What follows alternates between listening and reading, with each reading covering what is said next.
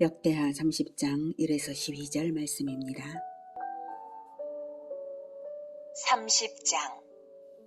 히스기야가 온 이스라엘과 유다의 사람을 보내고 또 에브라임과 므낫세의 편지를 보내어 예루살렘 여호와의 전에 와서 이스라엘 하나님 여호와를 위하여 유월절을 지키라 하니라. 왕이 방백들과 예루살렘 온 회중과 더불어 의논하고 둘째 달에 유월절을 지키려 하였으니 이는 성결하게 한 제사장들이 부족하고 백성도 예루살렘에 모이지 못하였으므로 그 정한 때에 지킬 수 없었음이라. 왕과 온 회중이 이 일을 좋게 여기고 드디어 왕이 명령을 내려 부엘세바에서부터 단까지 온 이스라엘에 공포하여 일제히 예루살렘으로 와서 이스라엘 하나님 여호와의 유월절을 지키라 하니 이는 기록한 규례대로 오랫동안 지키지 못하였음이더라. 사랑하는 형제 여러분, 1월 7일 토요일 저녁 묵상에 오신 것을 환영합니다. 가장 악한 왕의 아들로 태어났지만 북이스라엘의 멸망을 목격한 히스기야는 하나님의 은혜로 신앙개혁의 기치를 들어올리면서 통치를 시작하였습니다. 성전을 먼저 정화하면서 레위인들이 자발적으로 성결케 하여서 제사 제도를 회복하게 했더니 레위인들이 나와 성전을 16일간 정화하고 백성들이 자원하는 제물을 많이 드렸습니다.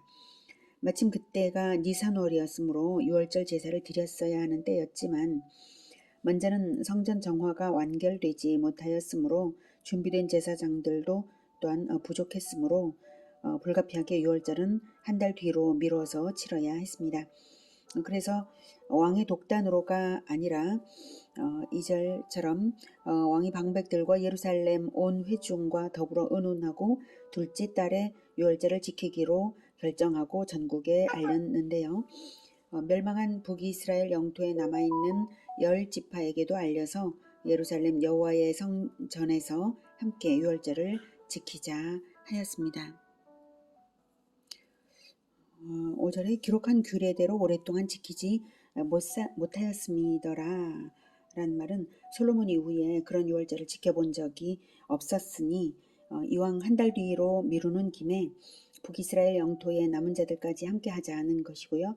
유월절이야말로 언약 백성 정체성을 확인하는 결정적 의식이니 오랜 동안 지키지 못했던 그 어둠의 세월이 전화위복으로 되는 계기가 될 것이었습니다. 또한 이렇게 유월절 날짜를 변경하여서 지키는 것은 율법에 어긋난 것은 아닙니다. 과거에 이미 불가피한 경우에는 둘째 달에 지키라는 규례를 하나님께서 이미 주셨기 때문입니다. 민수기 9장 9에서 14절인데요. 제가 읽어드리겠습니다. 민수기 9장 9에서 14절. 여호와께서 모세에게 말씀하여 이르시되 이스라엘 자손에게 말하여 이르라.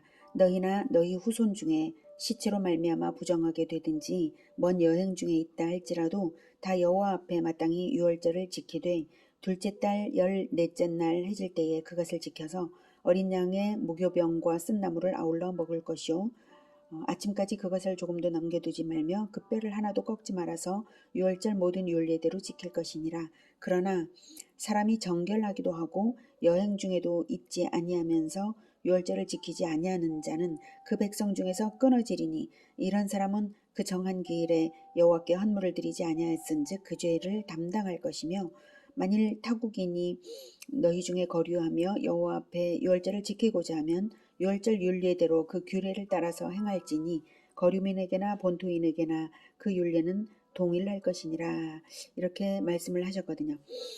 그러니 유월절만큼은 날짜를 변경해서라도 반드시 지켜야 하는 것임을 알 수가 있어요.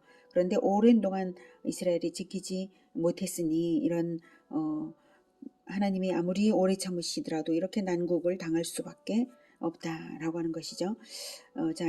아무튼 이렇게 날짜를 변경해서라도 반드시 지켜야 한다. 이것을 알 수 있는데 불가피한 사정도 없으면서 유월절을 지키지 아니하는 자는 그 백성 중에서 끊어지리니 그래서 이스라엘 백성들이 이제 끊어져 가고 있는데 이런 사람은 그 정한 기일에 여호와께 헌물을 드리지 아니하였은즉 그의 죄를 담당해야 한다고 죄사함을 받는가 못 받는가가 유월절 준수에 달린 것임을 하나님은 말씀하셨습니다. 그러면 유월절이 무엇인가 하면 과거 출애굽 때에 애굽의 10재앙 중 마지막 재앙인 장자 죽음의 재앙을 주실 때에 이스라엘은 하나님이 명하신 유월절 언약을 믿고 유월절 규례대로 대문에 양의 피를 바르고 양고기를 먹으면서 가족 단위로 집안에 거하여서 하나님의 언약을 믿어 구원받았습니다. 출애굽까지 했고요. 그때 대문에 발라진 어린 양의 피는 훗날 자기 백성을 대속하실 그리스도의 피를 예표하는 언약의 피였습니다.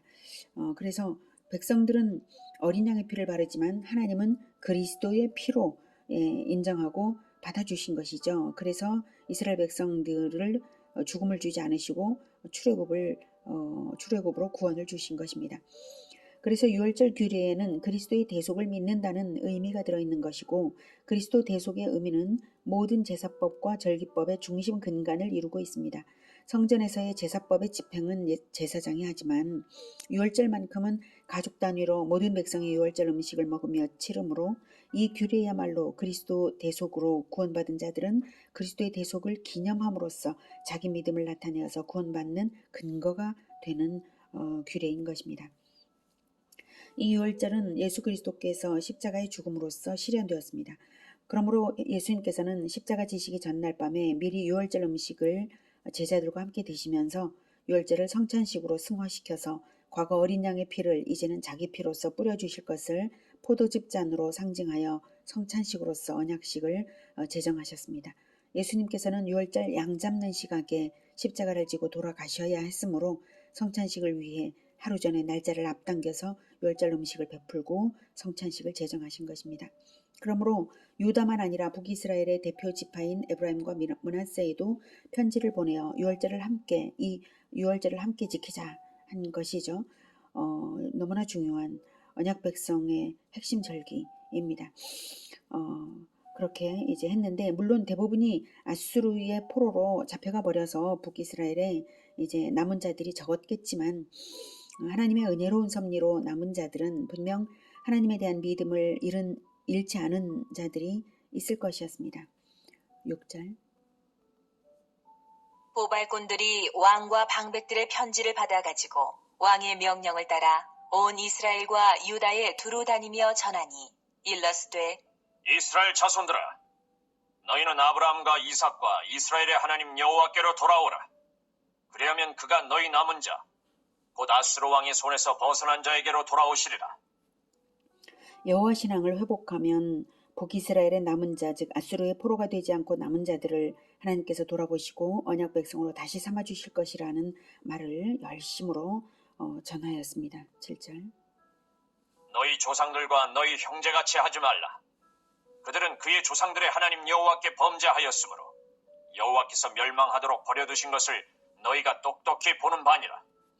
네, 너희 조상들과 너희 형제같이 하지 말라. 즉 여로보암 때부터 금송아지 우상 숭배를 하며 하나님을 배반한 조상들처럼 하지 말라는 것이죠. 최근까지도 북이스라엘은 우상 숭배를 하다가 결국 망했으니 그렇게 하지 말라는 것이죠. 8절 그런즉 너희 조상들같이 목을 곧게 하지 말고 여호와께 돌아와 영원히 거룩하게 하신 전에 들어가서 너희 하나님 여호와를 섬겨 그의 진노가 너희에게서 떠나게 하라. 너희가 만일 여호와께 돌아오면 너희 형제들과 너희 자녀가 사로잡은 자들에게서 자비를 입어 다시 이 땅으로 돌아오리라.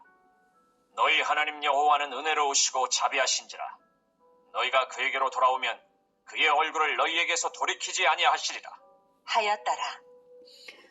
만일 남은 자들이 여호와 신앙을 회복하면 포로가 되어 간 자들까지도 이 땅으로 돌아오게 하실 것이라고 격려하며 신앙 회복의 동기를 강력하게 부여하며 유월절에 초대했습니다. 보발꾼들이 이렇게 말하는 것은 히스기야의 전언이고 이것은 하나님께서 이미 언약하신 바와 같습니다. 레위기 26장 40에서 42절에 하나님께서 이렇게 말씀을 하셨습니다. 레위기 26장 40에서 42절 그들이 나를 거스른 잘못으로 자기의 죄악과 그들의 조상의 죄악을 자복하고 또 그들이 내게 대항함으로 나도 그들에게 대항하여 내가 그들을 그들의 원수들의 땅으로 끌어갔음을 깨닫고 그 할례받지 아니한 그들의 마음이 낮아져서 그들의 죄악의 형벌을 기쁘게 받으면 내가 야곱과 맺은 내 언약과 이삭과 맺은 내 언약을 기억하며 아브라함과 맺은 내 언약을 기억하고 그 땅을 기억하리라 이렇게 약속하셨거든요. 또한 솔로몬 왕도 이것을 기도했습니다. 열왕기상 8장 46에서 50절에 솔로몬 왕의 기도가 있습니다. 제가 읽겠습니다. 열왕기상 8장 46에서 50절. 범죄하지 아니하는 사람이 없사오니 그들이 주께 범죄함으로 주께서 그들에게 진노하사 그들을 적국에게 넘기심에 적국이 그들을 사로잡아 원근을 막론하고 적국의 땅으로 끌어간 후에 그들이 사로잡혀간 땅에서 스스로 깨닫고 그 사로잡은 자의 땅에서 돌이켜 주께 간구하기를 우리가 범죄하여 반역을 행하며 악을 지었나이다며 자기를 사로잡아간 적국의 땅에서 온 마음과 온 뜻으로 주께 돌아와서 주께서 그들의 조상들에게 주신 땅 곧 주께서 택하신 성읍과 내가 주의 이름으로 위하여 건축한 성전 있는 쪽을 향하여 주께 기도하거든. 주는 계신 곳 하늘에서 그들의 기도와 간구를 들으시고 그들의 일을 돌아보시오며 주께 범죄한 백성을 용서하시며 주께 범한 그 모든 허물을 사하시고 그들을 사로잡아간 자 앞에서 그들로 불쌍히 여김을 얻게 하사 그 사람들로 그들을 불쌍히 여기게 하옵소서. 이렇게 200년 전에 기도한 대로 하나님은 응답하시고 제단에 불을 내려 제물을 사르심으로써 그 기도를 그 당시에 받으셨으므로 보발꾼들의 전언은 반드시 그 기도대로 될 일이었습니다. 그렇게 주전 1500년 때 또는 그 당시로부터 200년 전 그렇게 하나님께서 미리 예비하시사 그렇게 기도하도록 회개하도록 주신 그 말씀대로 보발꾼들이 전했습니다. 그러나 그것은 알아듣고 순종하는 사람들에 대해서만 그대로 실현되는 것이죠. 10절. 보발꾼이 에브라임과 므낫세 지방 각 성읍으로 두루 달려서 스불론까지 이르렀으나 사람들이 그들을 조롱하며 비웃었더라. 그러나 아셀과 므낫세와 스불론 중에서 몇 사람이 스스로 겸손한 마음으로 예루살렘에 이르렀고 하나님의 손이 또한 유다 사람들을 감동시키사 그들에게 왕과 방백들이 여호와의 말씀대로 전한 명령을 한 마음으로 준행하게 하셨더라. 히스기야의 간절한 전언을 보발꾼들이 전했으나 유월절 초청에 응하겠다는 반가움을 나타내기는커녕 조롱으로 반응한 자들이 많았고요. 일부는 겸손한 마음으로 초청에 응하였습니다. 바로 그 몇몇을 위하여 하나님은 히스기야의 마음을 일으키시고 보발꾼들을 보내신 것이었습니다. 마지막까지 하나님께서는 바로 그 몇 사람일지라도 반드시 구원하시기 위하여서 그렇게 전도자를 보내시는 것입니다. 그렇게 남은 자들만이 결국 구원받은 자들입니다. 구원받았는가 받지 못했는가는 최종적으로 언약 백성으로 남는가에 달려 있습니다. 우리의 구원은 물론 확정되었지만 우리가 최후의 심판대에 설 때 우리의 자손이 재림주 예수님을 맞이하는 자로 남아 있다면 그것으로서 비로소 우리의 구원은 언약에 합당하다고 인정될 만할 것입니다. 지금은 진정한 믿음을 보기 어려워져가는 세태 속에 우리가 살고 있습니다. 예수님께서는 인자가 올 때에 세상에서 믿음을 보겠느냐 하시며 종말의 때에 남은 자가 적을 것을 암시하셨습니다. 누가복음 18장 8절에서 그러나 인자가 올 때에 세상에서 믿음을 보겠느냐 이렇게 말씀하셨습니다. 명색이 그리스도인이라고 하면서도 언약이 뭔지 모르고 자기가 무엇을 믿는지 모르고 그저 세상 출세를 위해서 자기의 육신의 축복만을 바라면서 살아가고 있다면 언약 백성으로 남았다고 말할 수 없을 것입니다. 바로 히스기야처럼 우리가 어떻게 해야 언약 백성으로 남은 자가 되겠습니까? 히스기야처럼 보발꾼들처럼 세상을 향하여 돌아오라고 외치며 남은 자들을 부르는 자들이 남은 자들이 되지 않겠습니까? 우리가 마지막까지 남은 자가 되기 위해서라도 세상을 향하여서 언약의 주 하나님께 돌아오라고 예수님께서 이제 곧 오신다고 예수님의 언약이 우리를 예수님의 그 피가 언약의 피로써 우리를 구원하셨으니 믿고 그 언약을 믿으라고 언약의 복음을 외쳐 불러야 하겠습니다. 기도하겠습니다. 하나님, 우리에게 언약의 주 예수 그리스도의 피를 우리를 위하여 흘리게 하시고 다시 오실 언약을 남겨주셔서 정말로 감사드립니다. 언약 백성으로 남아있게 하신 것을 참으로 감사를 드립니다. 또한 언약의 복음을 전할 수 있는 능력을 주셔서 감사드립니다. 하나님, 세상이 너무나 악해져 가고 있고 진정으로 이제 복음을 전하는 자들이 점점 희귀해져 가는 세상이 되고 말았습니다. 복음을 전해도 듣지 않고 비웃는 자들이 많이 있습니다. 하나님, 그러나 세상에는 아직 복음을 들을 때 기쁘게 반응하는 자들이 아직 많이 있습니다. 하나님, 우리가 전하지 않아서 문제이지 그래도 복음을 듣고 복음을 듣기를 필요로 하는 영혼들이 많이 있습니다.